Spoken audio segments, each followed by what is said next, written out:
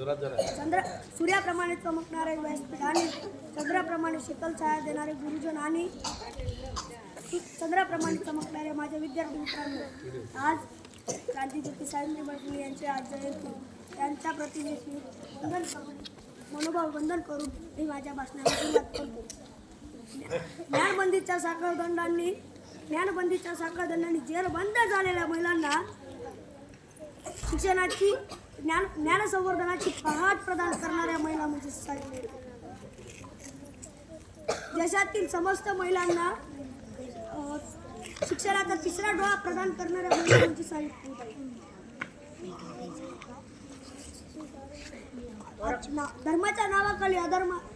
धर्माच्या नावाखाली शिक्षणाचे विश्व नाकारणारा व्यवस्थेविरुद्धचा बुलंद आवाज म्हणजे सावित्रीबाई. मित्रांनो, स्वातंत्र्यपूर्व काळात स्त्रियांना शिक्षणाची बंदी होती आणि स्त्रियांच्या शिक्षणाचा दृष्टिकोन हा भारतीय लोकांच्या दृष्टीने संकुचित होता. चूल आणि मूल हेच स्त्रीचे कार्यक्षेत्र आहे अशी लोकांची पक्की धारणा होती. अशा काळात 3 जानेवारी 1831 रोजी सातारा जिल्ह्यातील नायगाव येथे खंडोजी नेवसे पाटील व लक्ष्मीबाई यांच्या पोटी सावित्रीबाई एक कन्यारत्न प्राप्त झाले व त्या कन्यारत्नाचे नाव यांनी सावित्री असे ठेवले. हीच सावित्री पुढे उद्घाती ज्ञानज्योती सावित्रीबाई फुले म्हणून लौकिक पावले. आपल्या म्हणल्या जाणाऱ्या महिलांसाठी सावित्रीबाई फुले या सरस्वती ठरल्या. स्त्री आपला नसून ती खरी दुर्गावरण रागिणी आहे असे त्यांनी पुढील काळात पटवून दिले व स्त्री ही पुरुषाच्या खांद्याला खांदा लावून आपली कर्तबगारी सिद्ध करू शकते हेही त्यांनी पुढे नमूद केले. स्त्री शिक्षणाचा मार्ग सोपा नव्हता. अशा या कालबाह्य रूढीच्या बेड्या तोडण्याकरिता सावित्रीबाई फुले व ज्योतिबा फुले यांनी 1 जानेवारी 1848 मध्ये पहिली शाळा सुरू केली. मित्रांनो, तुम्हाला माहिती की त्यांच्या बरोबर शिकवायला जाणाऱ्या महिलेचे नाव काय होते? फातिमा शेख, मुस्लिम समाजाच्या. आणि त्यांच्या पहिल्या विद्यार्थिनीचे नाव काय होते माहिती? मुक्ता साळवे, दलित समाजाच्या. त्यांनी स्त्रियांना समानतेची वागणूक दिली होती.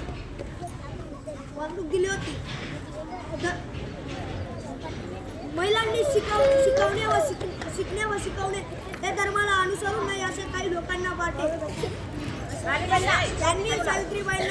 त्यांनी सावित्रीबाईंना कठोर विरोध केला.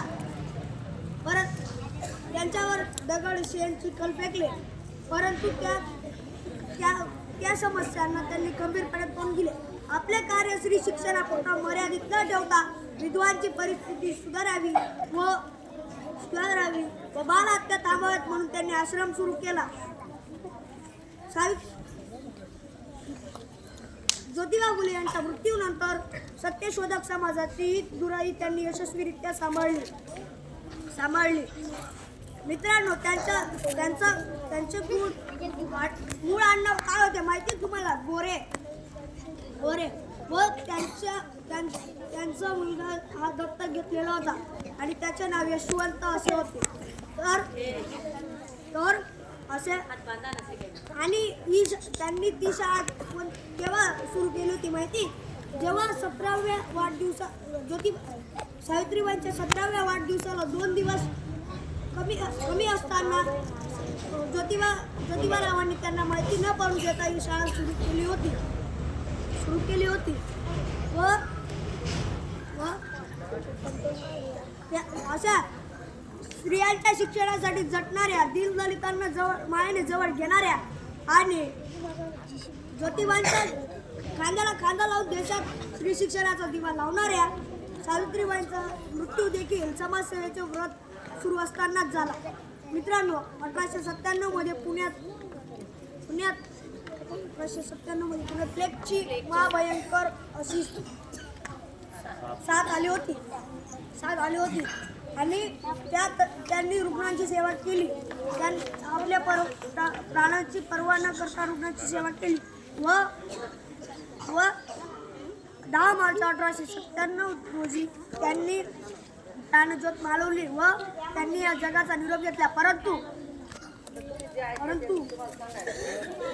त्यांनी या स्त्री शिक्षणाच्या कार्याबद्दल ते अजरामर झाले आहे व शेवटी मी एवढंच म्हणेन की स्त्रियांच्या अंधारा जीवनात लावली ज्ञानाची ज्योती म्हणून तर अजरामर आहे सावित्री. जय ज्योती, जय क्रांती, जय सावित्री. धन्यवाद.